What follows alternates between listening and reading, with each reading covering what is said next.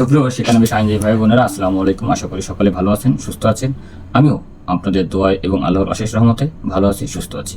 আজকে আলোচনা করব দেওয়ানি আদালত বা সিভিল কোর্ট। যে সকল আদালত দেওয়ানি প্রকৃতির মামলার বিচার করার এখতিয়ার রাখে তাদেরকে দেওয়ানি আদালত বলে। দেওয়ানি আদালত শুধুমাত্র দেওয়ানি প্রকৃতির মামলার বিচার করতে পারবেন। দেওয়ানি আদালত রায় বা ডিক্রি প্রদান করেন। দেওয়ানি আদালত কোনোভাবেই ফৌজদারি মামলার বিচার করবে না। এখন দেওয়ানি আদালতের প্রকারভেদ বা ক্লাসিফিকেশন অফ সিভিল কোর্টস।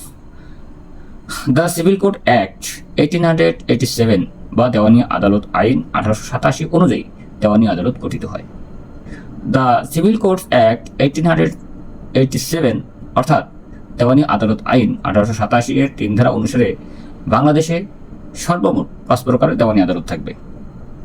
যেমন 1 নম্বর হচ্ছে জেলা জজ আদালত, 2 হচ্ছে অতিরিক্ত জেলা জজ আদালত, 3 হচ্ছে যুগ্ম জেলা জজ আদালত, 4 হচ্ছে সিনিয়র সহকারী জজ আদালত, 5 হচ্ছে সহকারী জজ আদালত।